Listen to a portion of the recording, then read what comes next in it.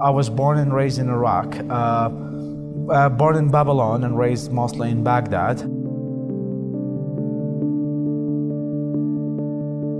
Being an atheist in Iraq is like being the only sober person in a car filled with drunk people and you're not allowed to drive.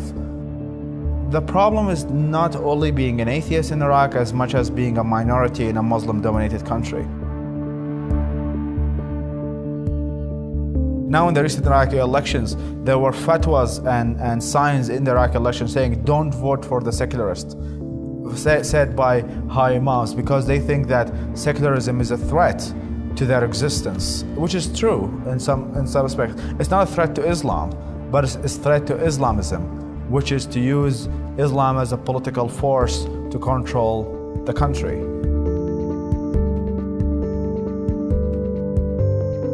I don't like the term moderate Muslim. I created a scale from 1 to 10 between those who are literalists and those who I call cafeteria. So the cafeteria is somebody who goes to a cafeteria, you only don't pick the whole menu from the cafeteria, you only pick a cookie and a coffee. And the moderates, what I refer to as moderates, are the people who cherry pick as much as possible to be able to resonate that with their own beliefs. I think that both sides use the Quran to justify their own beliefs, and they can be both true based upon a contradictory book. So Al-Qaeda can pick a verse that says you should kill the atheist or the Jew or the Christian, and moderates use the verse that says, oh, you should love people regardless of their faith, and there should be no compulsion in religion. People should not be forced to believe. So it's a contradictory faith and contradictory people.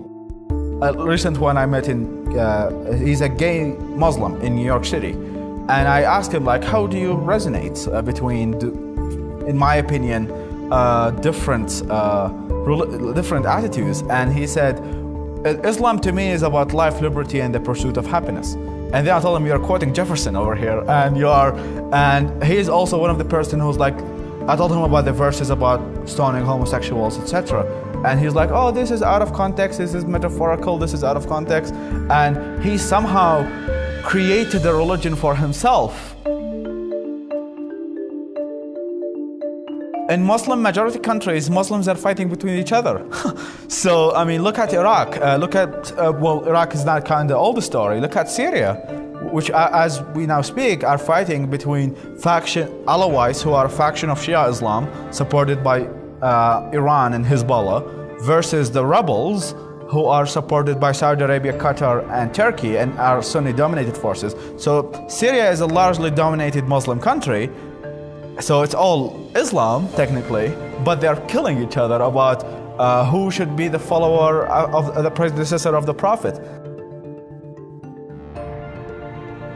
It's been said that Islam is the most growing religion, but also need to be said that the reason why it's growing is because of, not because there are more people converting to Islam, it's because Muslims are having more children and they're indoctrinated with Islam, therefore there are more Muslims.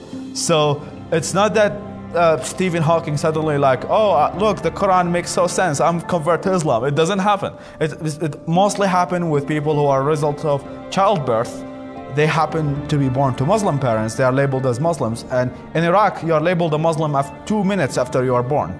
And it stays in your ID until you die. So technically, when they're gonna do the statistics, I'm a Muslim. I believe in the freedom of religion. I believe that Muslims have the right to believe whatever they want.